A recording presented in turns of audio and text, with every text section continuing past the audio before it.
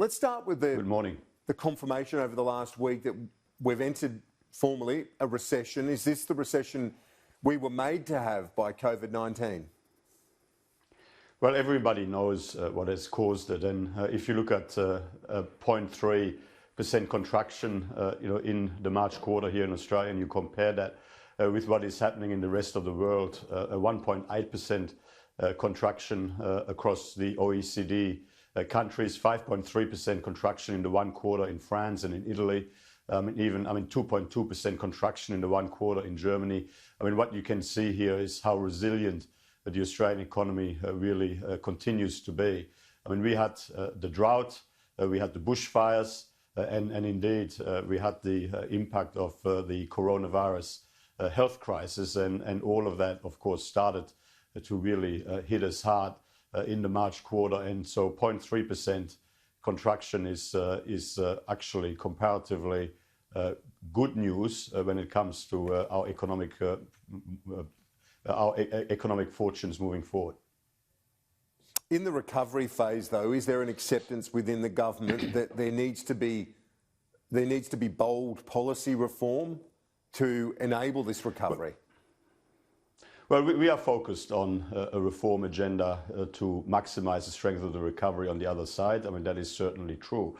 But we've always pursued pro-growth, pro-opportunity policies. We had a strong plan, a clear plan to maximise economic growth before this crisis. And now, the challenge in the immediate future is to ensure that we transition in the best way we can out of this temporary period of additional fiscal support in the economy into, business as usual.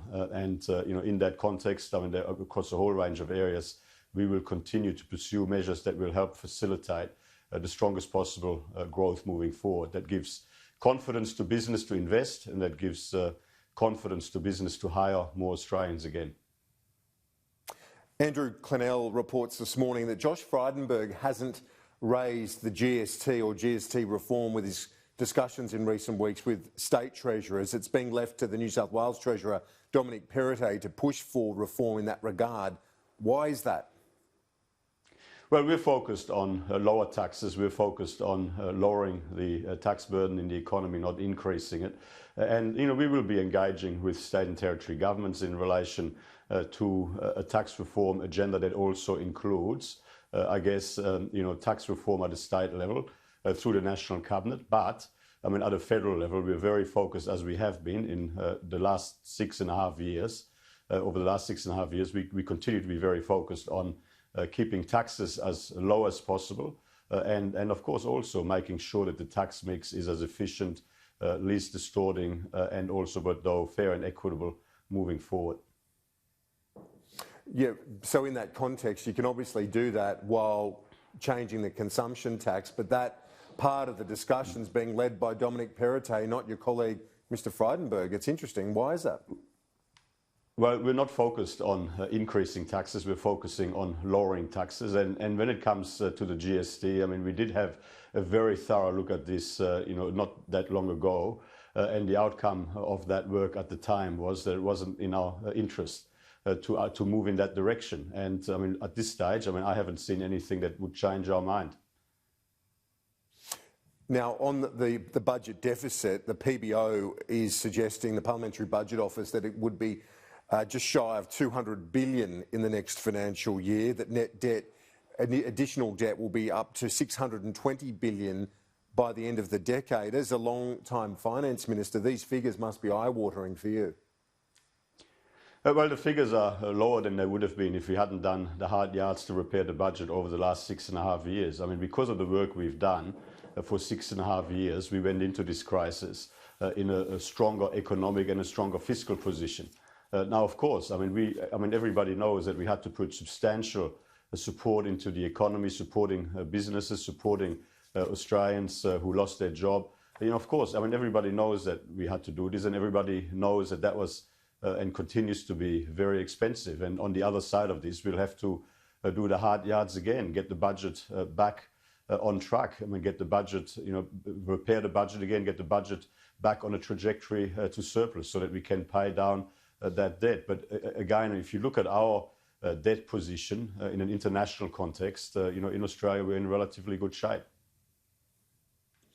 When you look at the foreign investment changes announced by the government late in the week, it's all about China. Everyone knows it's about China, but there was no mention of that country in the rule changes. Is the government trying to be diplomatic in that sense?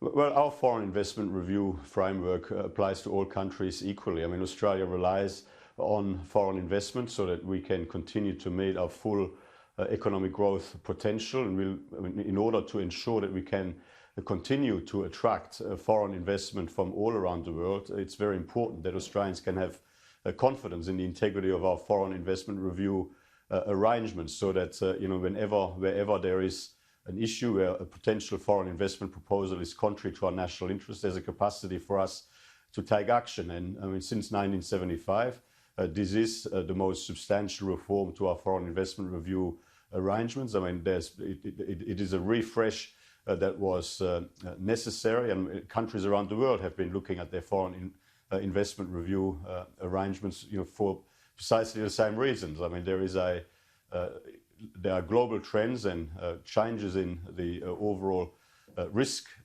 context, and that is the reason why we've acted. And I think that's all very clear. Were the changes made more urgent because of the recession and the potential that distressed assets could be picked up more easily? Well, I mean, the Treasurer had made some changes to deal with the temporary threats that we were facing, in the context of the coronavirus crisis, and these temporary arrangements were made very swiftly. I mean, the changes that were announced this week are, clearly more substantial and longer-term reforms, which have been, under consideration now for some time. So this is not a direct response to the coronavirus crisis, but it is just part of the overall reform agenda that we're pursuing as a government. On to the HomeBuilder package, does the means test that's been put in place by the Morrison government mean that it actually will minimise the impact of this, which is about saving jobs in the construction sector? If there were not to be a means test, as advocated by the Housing Industry Association and the master builders, the impact on the sector would have been much greater. Well, sure. I mean, if the means test was not there, more people would be able to access the scheme, and the scheme would be significantly more expensive. I mean, that is certainly true. But we've made a judgment on what is appropriate in the circumstances. I mean, we believe that about 27,000 projects will be supported through this over the next 6 months or so.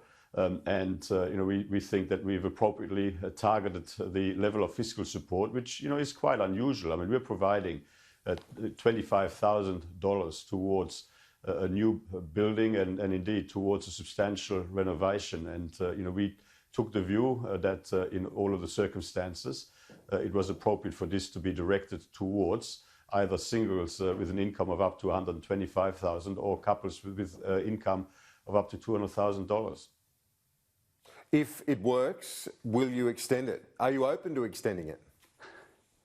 Well, look, this is a scheme that started from the 4th of June and is in place until the 31st of December in relation to projects that then start construction within 3 months of the contract being signed.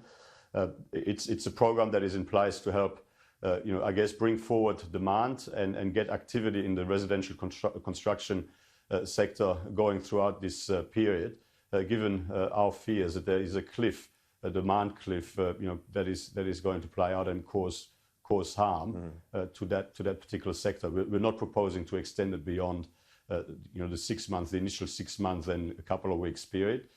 This is a program that is in place until the end of December. Is it fair to say on the industrial relations front, the government knows where it wants to end before it even enters this process?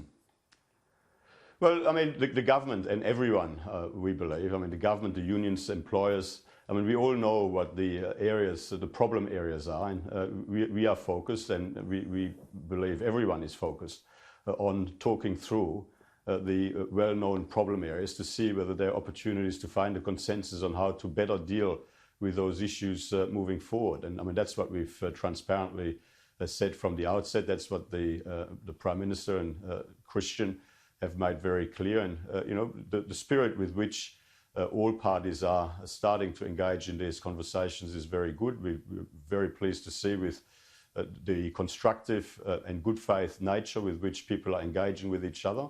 So far, so good, and hopefully we can land some sensible outcomes. And what's the key reform in this area, in your view, as someone who deals with the business community, not just in your state, but right around the nation? What is the key reform? Well, I mean, what is important here is that we that businesses can have the confidence to hire more Australians. And I mean, that's in the end, we want businesses to be successful and profitable into the future. We want them to hire more Australians, and we want them to be able to pay better wages over time. And so in that context, we've got to make, they've got to be appropriate safeguards in place, but we're going to have to make it as easy as possible to hire people, to keep people employed, and indeed to, I guess, get those projects and business activities, to the most successful, onto the most successful path possible. One final one before you go, an area not your direct responsibility, but we've seen these huge protests around the country, tens of thousands, in solidarity with the protests in the United States. As a senior member of the government, is the government worried now about an outbreak of COVID-19 in the wake of those demonstrations? Well, look, I mean, that's a very, very serious threat. I mean, it's quite irresponsible what we've seen there. And I can't, as I think about the heartbreak of families who haven't been able to attend funerals for their loved ones because they were doing the right thing by taking the health advice, my heart just goes out to them. I mean, as they see people recklessly going to these sorts of demonstrations, I mean, that must be just awful for them to watch. I think it is incredibly selfish, it's incredibly self-indulgent, and yes, I mean, it does impose unnecessary and unacceptable risk onto the community. The community, though, the Indigenous community, with great support from others, feel that there is an injustice they need to highlight right now. The New South Wales Police, for example, have said that they acted responsibly, that there was barely any reports of violence, and most engaged with masks, sanitising, tried to social distance. Does that placate you at all? Well, look, I mean, I'm not talking about the substance of the issue at hand, and all other things being equal, we're a free country, and there is, of course, a right to demonstrate. But in the current circumstances, when people are prevented from attending funerals of their loved ones, to think that it's so important to pursue these sorts of activities when it's very clear that imposes unnecessary and unacceptable risk on the community as a whole, I believe is rather irresponsible. Minister, I appreciate your time. Thank you. Always good to talk to you.